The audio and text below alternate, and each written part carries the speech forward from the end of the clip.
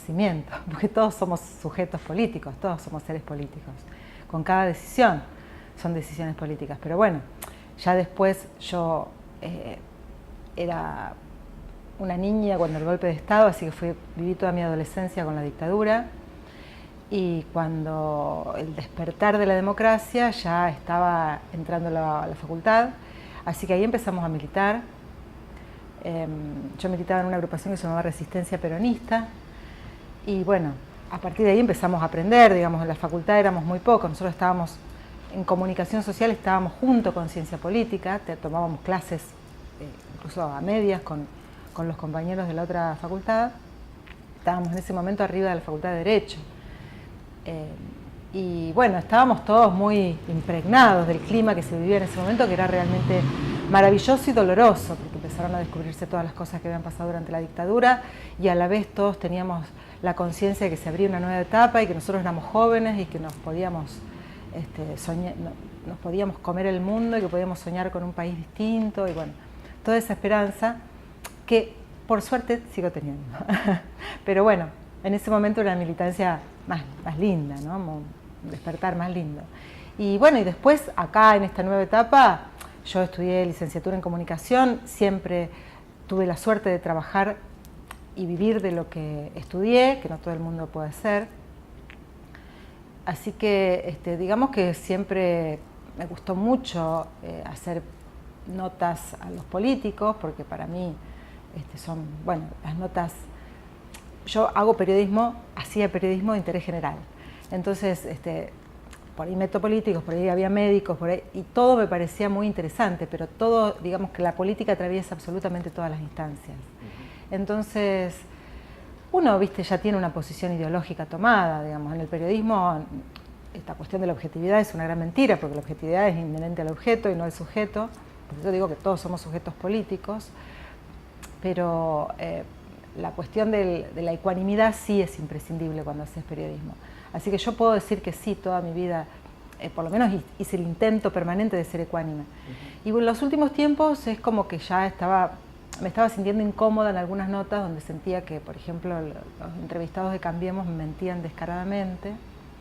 Era muy difícil asimilar eso porque, viste, vos decís, con todo lo que está pasando, digamos, estos tipos están manejando un nivel de perversión, o sea, las decisiones que toma el gobierno nacional tienen un nivel de perversión que la verdad que yo nunca lo vi en la República Argentina, porque, a ver, mi viejo perdió el laburo cuando yo tenía 17 años por la línea política de la dictadura y de Martínez de Hoz, es decir, contra lo que nosotros no podíamos hacer nada.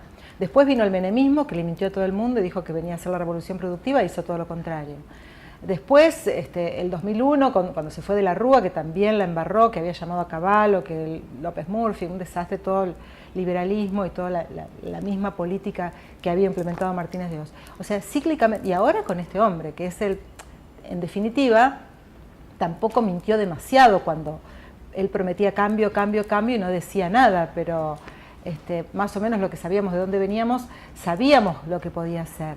Nunca imaginamos que tanto y con este nivel de perversión. La verdad que venía bastante enojada y yo decía, evidentemente no alcanza con el periodismo. Qué sé yo en ese momento sentía que tenía que hacer otra cosa. Siempre me acuerdo cuando en aquel momento salíamos a militar por las calles, que se iba a acabar la dictadura, que se iba a terminar.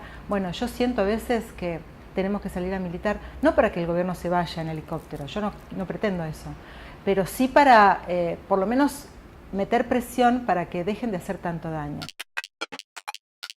Mis viejos, viste, siempre fueron muy humildes, digamos que la cuestión política no se manejaba demasiado y como te digo, yo tengo la memoria mía, no se puede ir más atrás de lo que fue la dictadura.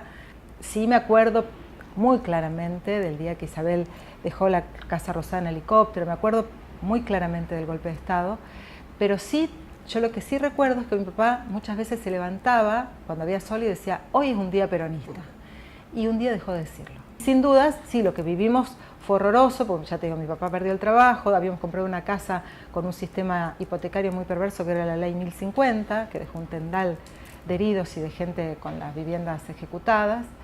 Así que ahí sí, viste, se hablaba de economía, se hablaba de cómo zafar, se hablaba de eso, de la diaria. En cuanto a personajes históricos, bueno, Perón y Evita, sobre todo Evita, a mí me conmovía mucho leer las historias de Evita, digamos, leer todo lo que tenía que ver con Evita, leer novelas de Evita, la vida novelada de Evita, digamos, porque daba para eso. Pero he leído muchos libros sobre su historia, de Abel Pose, por ejemplo, La Pasión según Eva, y de Felipe Piña. Digamos, había como muchos autores que escribieron sobre su vida, y también sobre Perón. Después, ya más grande, empecé a leer a Miguel Bonazo, que la verdad que me gusta mucho cómo escribe. El presidente que no fue, por ejemplo, fue un libro que me marcó mucho, digamos, la historia de Cámpora en el poder, porque también es como leer la historia desde otro lugar, ¿no? En primera persona, con personajes que todavía en ese momento estaban vigentes en la historia argentina, y bueno, conocer la historia profunda de cómo habían vivido, cómo habían resuelto sus vidas, cómo se habían exiliado, fue bastante fuerte. Y bueno, y después también, qué sé yo, leer a Rodolfo Walsh, es decir, hay muchos libros que uno se va impregnando y que va diciendo la cosa va por ahí, qué sé yo. Después me acuerdo un libro que marcó la época cuando fue cuando fue el inicio de la democracia, fue Asalto a la ilusión, Joaquín Morales Solá, que en ese momento también era muy atractivo para su lectura, no como ahora, pero fue una historia también bastante profunda de lo que fue el gobierno de Raúl Alfonsín, que fue durísimo para todos.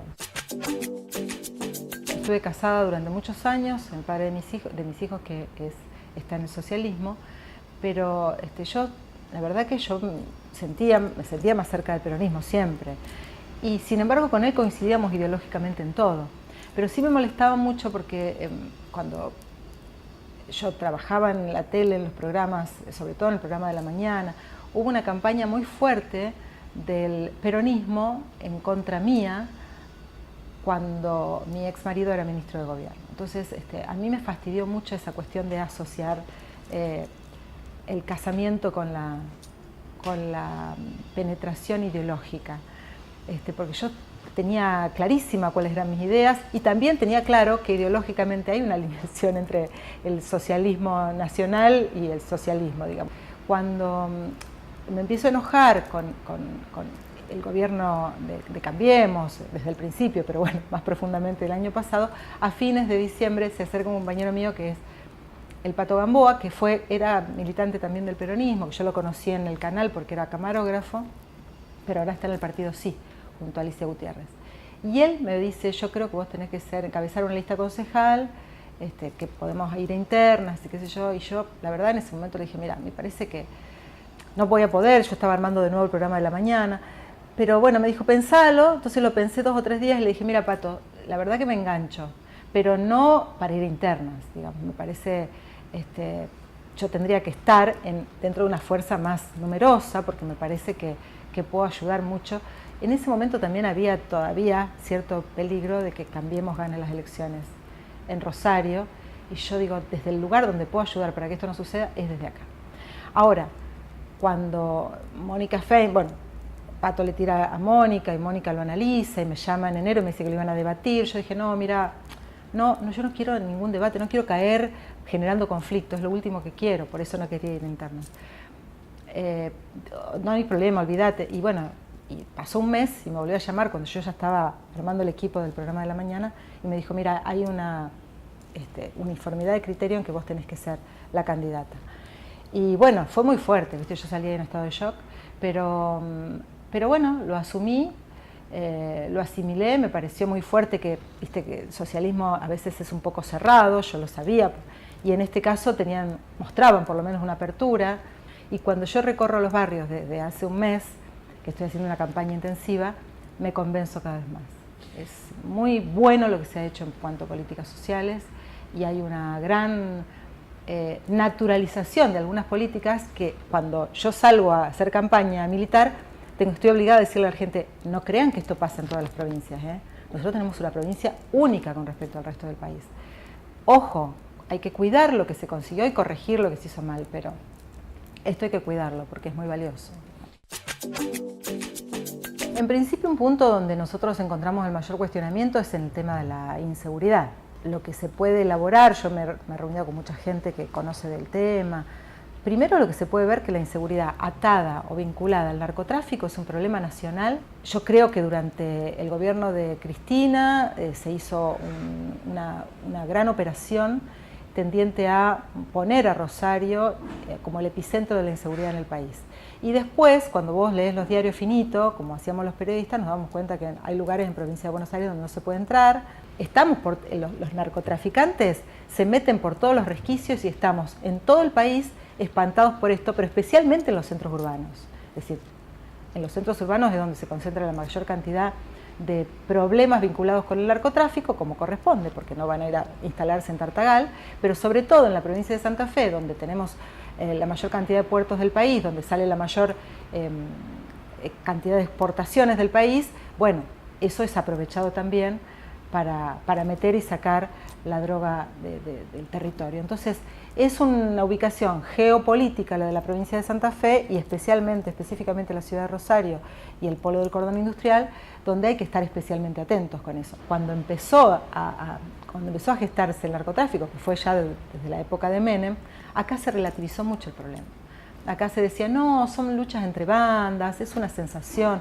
Bueno, eso fue un error garrafal, porque vos tenías que estar atento, tenías que estar alertas. Eso no pasó. Entonces arrancamos mucho más tarde. De todas maneras, las políticas que se están llevando a cabo y lo que se puede hacer desde la Municipalidad de Rosario y desde el Consejo Municipal tiene que ver con cuestiones muy, podemos decir, periféricas del problema núcleo de la inseguridad, que tiene que ver con las políticas sociales y con las políticas de infraestructura urbana, como ser la poda y escamonda, la iluminación, pero la generación de políticas sociales que rescaten a los chicos que pueden ser pasibles de ser captados por el narcotráfico, es una política que se está llevando a cabo desde hace por lo menos 15 años y con muy buenos resultados. La cuestión de la miseria, que es el otro componente, eso tampoco puede ser manejado desde el gobierno provincial o municipal, porque lamentablemente esta cuestión de la inclusión y de las políticas sociales a veces operan con un efecto de acumulación de pobreza, sobre todo en los cordones periféricos de la ciudad, que son inmanejables. Es decir, yo recorro la ciudad y veo que hay un montón de gente que viene del Chaco, de Formosa, y cuando vos hablas con ellos te dicen, sí, yo le dije a mi familia que venga para acá porque acá hay basura más rica, han llegado a decir, acá tenemos el agua gratis, la luz gratis y la salud pública gratis. El otro día no sé quién marcaba el índice de pobreza que tenemos en la ciudad de Rosario, y sí, porque Rosario es un centro de migración de pobres muy importante, porque los pobres de otras provincias vienen acá a buscar servicios públicos y básicos que en sus provincias no tienen. No es poco lo que se puede hacer desde la municipalidad, desde el consejo, no es poco. No sé, por ejemplo, uno de mis proyectos después de recorrer la ciudad en forma intensiva, como estamos haciendo, es ver que le estamos pidiendo a las mujeres en esta revolución permanente que se empoderen, que se liberen de la violencia, que ya sabemos que los hombres en algunos casos y en algunas familias han bajado los brazos y las mujeres salieron al frente. Esto ocurrió en el 2001 con la economía social que se instaló desde la ciudad de Rosario y después también se copió en otros lugares de la provincia de Santa Fe, las ferias de economía solidaria, que han generado alternativas laborales que encaraban las mujeres y después se sumaba a toda la familia. Vos tenés en las ferias ahora emprendimientos que comenzaron en el 2001 y que ahora involucraron a toda la familia y hasta las nueras están trabajando en eso. En tortas, en tejidos, en talabartería, en lo que sea, lo han visto porque ya los rosarinos estamos acostumbrados a comprar en las ferias, en huertas orgánicas. Bueno, esa es una salida que se instaló desde la ciudad de Rosario, una herramienta que tiró el Estado para que la gente tuviera dónde agarrarse en los momentos peores de la Argentina. Bueno, ahora eso se está multiplicando, porque la gente va a pedirle a la municipalidad trabajo, o por lo menos alternativas de trabajo, o formar cooperativas. Yo me encuentro con eso, que la gente dice, bueno, yo ya estoy capacitado, hay chicos que salen de Nueva Oportunidad, se capacitaron en carpintería, en electricidad, y no consiguen trabajo. Entonces, bueno, alternativas de formar cooperativas para poder trabajar después contratados por la municipalidad, por ejemplo para destapar zanjas en algunos casos, o para hacer mantenimiento de edificios públicos en otros. Son cooperativas que contrata la municipalidad después de una capacitación y después que salieron a buscar trabajo y no consiguieron y terminaron formando una cooperativa. Esas son instancias que tienen que ver directamente con dar trabajo para evitar, sobre todo los adolescentes y los jóvenes se involucren con el delito.